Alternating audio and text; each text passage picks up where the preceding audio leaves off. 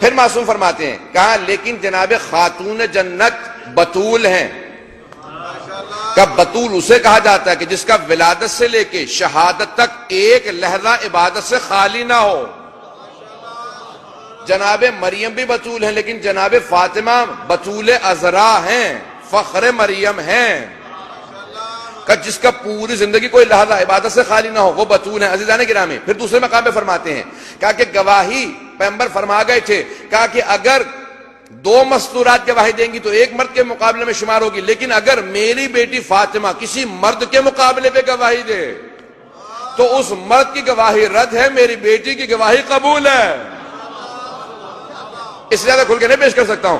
میراث کے متعلق چھٹے امام فرماتے ہیں، کہا کہ میراث ناقص ہے، یعنی آدھی میراث ہوتی ہے۔ کہ اللہ نے جناب خاتون جنت کو 3 بھائی دیے تھے، لیکن تینوں کو بچپنے میں اٹھا لیا، کہ تاکہ بی بی کی میراث میں بھی کوئی ان کا شریک نہ ہو۔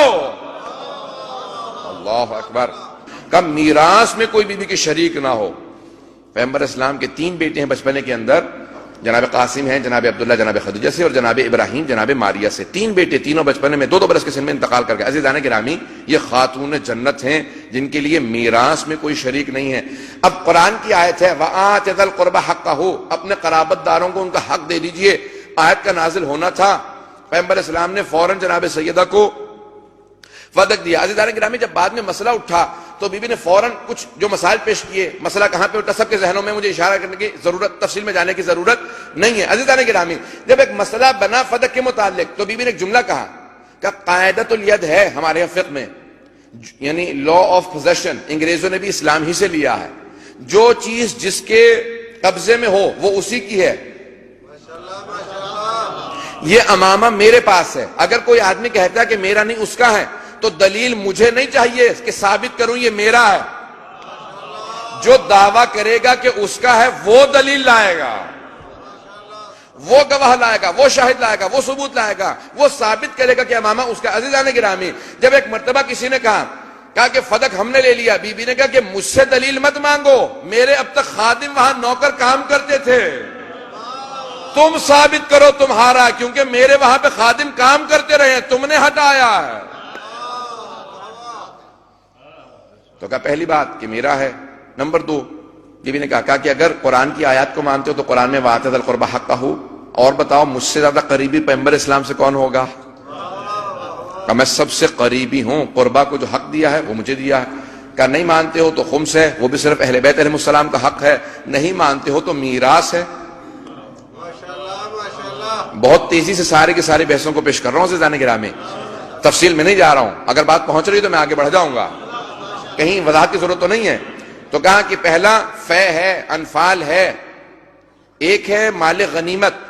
جب پیغمبر جاتے تھے جنگ پہ تو جب سب جنگ کرتے تھے پیغمبر اسلام سب میں تقسیم کرتے تھے، پیادوں کا حق کم ہوتا تھا، سواروں کا زیادہ، فاتح کا سب سے زیادہ، اور جو جنگ کے فتح ہونے کے بعد پہنچتے تھے ان کا بھی پیغمبر حصہ رکھتے تھے۔ کیا بعد الفتح سے ہی پہنچ گئے ہو؟ جنگ جیت چکا ہوں اس کے بعد بھی پہنچ چکا، ان کو بھی کچھ نہ کچھ دے دو۔ عزیزان گرامی، پیغمبر نے فرمایا کہ جہاں مال غنیمت ہو، یعنی اگر جنگ ہو اور فتح ہو تو وہ سب کا اس میں کچھ نہ کچھ حصہ ہوتا تھا، لیکن اگر جنگ نہ ہو تو اسے کہتے ہیں انفال یا فے یا انفال۔ عزیزان گرامی، خیبر کو فتح کیا تھا، فتح کو فتح نہیں کیا تھا، صرف خیبر کی فتح کا تذکرہ سن کے یہودیوں نے کہا تھا کہ یہ رکھ لیجئے، تو پیغمبر نے کہا دیکھو یہاں پہ کوئی جنگ نہیں ہوئی، اس میں کسی کا کوئی حق نہیں ہے، اللہ نے مجھے دیا۔ پیغمبر کو آیت نازل ہوئی کہ وَآتِ ذَا الْقُرْبَى حَقَّهُ، قرابت داروں کو ان کا حق دے دیں۔ کیا سیدہ فدق آپ کا عزیزان گرامی تو جس پہ کوئی جنگ نہیں ہوئی، وہ جناب ختمی مرتبت کا فے ہے، انفال ہے۔ بی بی نے کہا کہ اگر پہلا کہ میرا حق بنتا ہے فے اور انفال میں ہے، نمبر 2 اگر نہیں مانتے تو خمس ہے، نمبر 3 اگر نہیں مانتے تو میراث ہے۔ تو کسی نے کہا کہ پیغمبر اسلام نے مجھ سے کہا تھا کہ نحن معاشر الانبیاء لا نرث ولا نورث، نہ ہم کسی کے وارث ہوتے ہیں نہ ہمارا کوئی وارث ہوتا ہے۔ بی بی نے کہا کہ ہر بات پہ مجھ سے گواہی مانگتے ہو کہ جو میں آیت پیش کرتی ہوں جو حدیث پیش کرتی ہوں اس پہ گواہ لے کے آؤں، تو تمہارے پاس کوئی گواہ ہے اس حدیث کے اوپر؟ کہا نہیں، پیغمبر نے مجھ سے تنہائی میں کہی تھی کہ میں کیسے مان لوں میرے بابا نے ایسی حدیث کہی ہوگی، یہ حدیث تو ہو ہی نہیں سکتی۔ کہا کیوں؟ کہا کیونکہ قرآن کی مخالفت ہے۔ کہا میرے بابا پہ قرآن نازل ہوا تھا، وہ قرآن کی مخالفت نہیں کر سکتے۔ عزیزان گرامی، بی بی نے فوراً پیش کیا کہ قرآن کی میرے بابا مخالفت نہیں کر سکتے، یہ جو تم نے پیش کیا ہے اس کے اندر پوری صراحتاً مخالفت ہے قرآن کی، کیونکہ یہ تم کہہ رہے ہو کہ نہ انبیاء کا کوئی وارث نہ وہ کسی کے وارث۔ قرآن میں 2 ایسی آیات ہیں، وَوَرِثَ سلیمان و داؤدا، سلیمان داؤد کے وارث ہوئے، سلیمان بھی نبی داؤد بھی نبی، جو وارث ہے وہ نبی، جس کا وارث ہے وہ نبی۔ تم کہتے ہو انبیاء کا کوئی وارث نہیں، وہ کسی کے وارث نہیں۔ دوسرے مقام پہ کہ جناب زکریہ نبی تھے مانتے ہو؟ کہا ہاں۔ کہ ان کے بیٹے جناب یحییٰ نبی تھے؟ کہ وہ بھی نبی تھے؟ کہ جناب یحییٰ کے قرآن کے اندر دعا ہے، جناب زکریہ کے قرآن میں دعا ہے، رب حب لی، پروردگارا مجھے ایک بیٹا عنایت فرما، یرثنی و یرث من آل یعقوب، جو میرا بھی وارث ہو اور ساری آل یعقوب کا وارث ہو۔ کہ آل یعقوب جناب یعقوب نبی، یوسف کا، سب کے وارث کا نام یحییٰ ہے۔ عزیزان گرامی، بی بی نے آیات کو پیش کیا۔ اب ایک مرتبہ کہا کہ ٹھیک ہے آپ گواہ لائیے کہ فتح کا آپ کا میں دے دیتا ہوں۔ بی بی نے کہا میرے پاس گواہ ہیں، علی ہیں اور ام ایمن ہیں، حسنین ہیں۔ کہ علی آپ کے شوہر ہیں، ان کی گواہی قبول نہیں۔ بی بی نے کہا کوئی دلیل تو دے کہ شوہر کی گواہی بیوی کے حق میں قبول نہیں، نہ قرآن میں کوئی آیت ہے نہ پیغمبر کو کوئی فرمان۔ کہ نہ ہی قرآن کے اندر کوئی آیت ہے۔ کہا بیٹے، کہ یہ چھوٹے ہیں، کہ تمہیں اس بات کا خیال آئے یہ چھوٹے ہیں، جب پیغمبر نے اعلان کیا تھا کہ الحسن والحسین سید شباب اہل الجنہ، حسن و حسین جوانان جنت کے سردار ہیں، تو پیغمبر کو کوئی خیال نہیں آیا کہ بچوں کو سرداری عطا کر رہے ہیں؟ کہ جب بچپنے میں سردار بن سکتے ہیں تو گواہ کیوں نہیں بن سکتے؟ کہ یہ عام بچے نہیں ہیں، یہ حسنین ہیں۔ کہ ام ایمن، کہ نہیں یہ مستور ہیں، ایک ان کی گواہی آدھی ہے۔ کہ مجمع سے جناب ام ایمن نے کہا کہ ایھا الناس سے لوگوں، یاد ہے پیغمبر اسلام نے کہا تھا اگر ام ایمن گواہی دے تو اس کی گواہی پوری ہے۔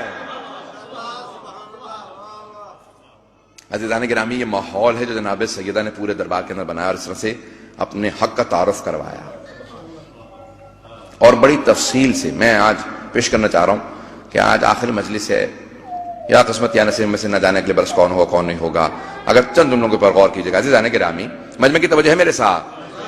عزیزان گرامی، کون ہے جناب سیدہ؟ جب یہ آپ نے ایک مرتبہ پورے دربار میں تعارف کروا دیا نا، روایت کے الفاظ ہے جب آپ چل رہی تھیں تو سب کے سب جو مستورات، چاروں طرف آپ کے جھرمٹ تھا، ایک پردہ لگایا گیا تھا، تو سب مستورات کہہ رہی تھی بی بی کے چلنے کا انداز جناب ختم مرتبہ جیسا ہے، اور بی بی کے ہاتھ میں عصا ان کے بابا کا تھا۔ لیکن جب دربار سے واپس آ رہی تھی تو یہ عالم تھا کہ بی بی کے برقع زمین پہ خط کھینچ رہا تھا اور بی بی سے چلا نہیں جا رہا تھا۔ بی بی کے روایت کے مطابق بال سفید ہو چکے تھے، اور جب واپس آ رہی تھیں تو مستورات کے درمیان میں روتی ہوئی واپس آ رہی تھیں، اور جب واپس آئی ہیں تو گھر میں آنے کے بعد دروازے پہ 2 شہزادے کھڑے ہیں، 7 اور 8 برس کے۔ دونوں نے سوال کیا کہ اماں حق مانگنے گئی تھی، حق مل گیا؟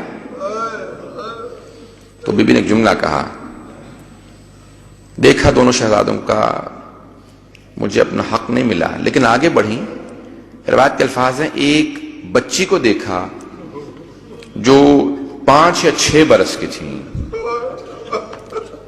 جن کا مورخین نے تاریخ میں نام زینب کبریٰ بتایا ہے۔ بی بی نے اس بچی کو دیکھا اور دیکھتے ہی ایک مرتبہ آنکھوں میں آنسو آئے، اور کچھ دیر تک بی بی دیکھتے نہیں، اس کے بعد سینے سے لگا کے بہت گریہ کیا۔ کہا بیٹی میرے بابا نے مجھے بتایا تھا کہ آپ بھی دربار میں جائیں گے، بیٹی جو آج میں درباروں کا حال دیکھ کے آئی ہوں، درباروں کا حال کچھ اچھا نہیں ہے۔